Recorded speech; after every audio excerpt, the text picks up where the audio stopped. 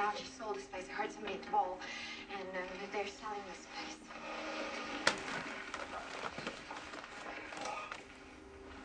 How come you still have the keys, man? How come you still have the code? What are you looking for? Nothing, Pop. Go back to watching your show. To give her the key back. Like for us. Terrible man. I don't know about this. I think maybe we should still run while we got the chance. No, right? You can't. The police are everywhere. They're going to be at the train stations and the bus stops and the airport. Wait. I think she's really going to tick them off. Oh, and the National Guard. You know what I don't get? I'll be back in a while. It's your sister.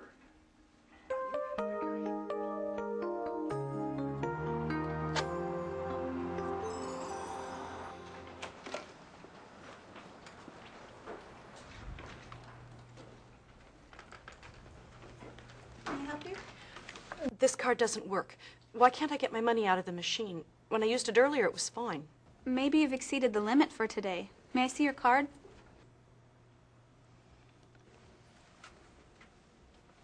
I'm sorry, but this doesn't appear to be your card.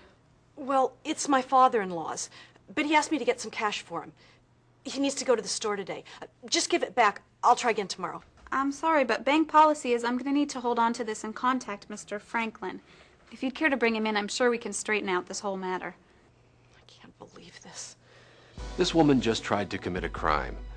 By using her father-in-law's ATM card to access money without his knowledge, she was breaking a law which protects elders from financial abuse.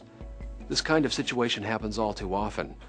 Elder financial abuse is a growing problem, and it affects people in communities all across the nation, both large and small. Senior citizens are often targeted for financial exploitation because they are often socially isolated or dependent on others for assistance. Many are easily intimidated or beguiled. One common denominator in financial abuse cases is the presence of a relative, friend, caregiver, or someone in whom the vulnerable adult placed trust and confidence. So, what does this have to do with you? The fact is that many instances of financial abuse can be witnessed by bank employees, quite simply because that's where the money is. Therefore, you may be the first line of defense, and in some cases, the only line of defense in an abuse case. We in the banking industry are clearly in a position to witness suspicious situations, notice unusual transactions, and observe banking activity inconsistent with a customer's usual patterns. You may have witnessed similar situations already. Hello, Mr. Franklin. This is Wendy Weston with Mountain Bank. Someone claiming to be your daughter-in-law was in the bank this morning wanting to use your ATM card. Huh? What'd you say? No, I don't think I want her to do that. But just because we're in a position to witness elder financial exploitation, does it mean we can actually do something about it? Simply put, yes. All right, well, thank you so much, sir, and you have a very pleasant rest of your day. What did he say? Well, I'm not sure he's aware of what's happening. I think I'm going to call Adult Protective Services. What can they do? They can look into it and find out if everything is okay. I'd rather APS get involved than leave the poor fella to get ripped off. Adult Protective Services is charged with offering protection and intervention on behalf of those adults who are unable to protect themselves from harm or neglect. By reporting suspected elder financial abuse to Adult Protective Services or the police, financial institutions provide a key initial step to uncover abuse that might otherwise go unnoticed.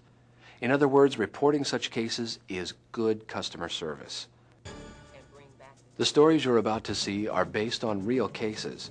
They illustrate some of the many ways in which elders are robbed of their money.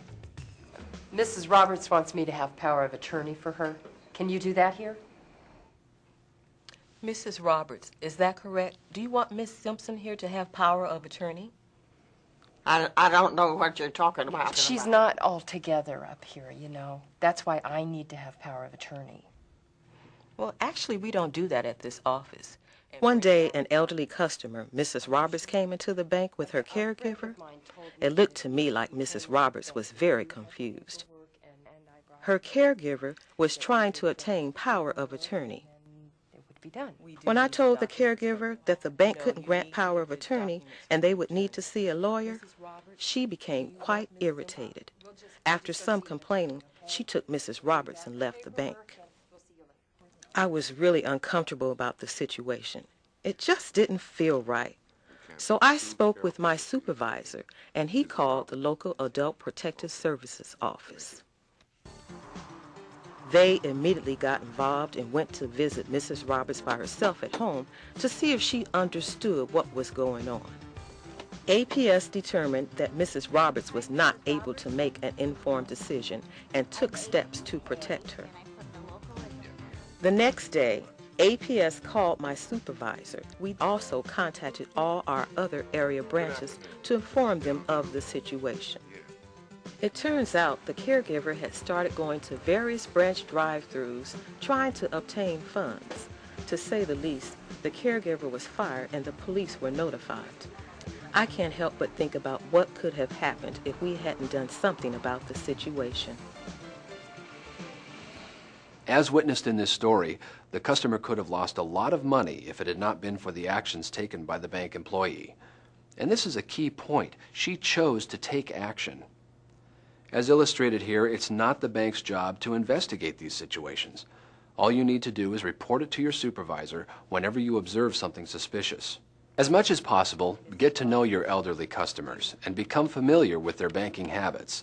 This alone could be a great step towards spotting behavior out of the ordinary. And always try to inform a customer of the consequences of their financial transactions, especially if you suspect a financial abuse situation could arise. You know, this is the first time I've ever won anything this big. Can you believe $75,000? And from a Canadian lottery, no less. I can sure use the money. Mr. Ken, are you sure that you want to do this? I mean, I've never heard of a lottery where you have to pay them money to get what you win. Oh, I was a little suspicious at first myself, but the nice young lady on the phone explained that the fee is for the taxes and the exchange. You know, they wanted $5,000, but I told them I only had $3,000.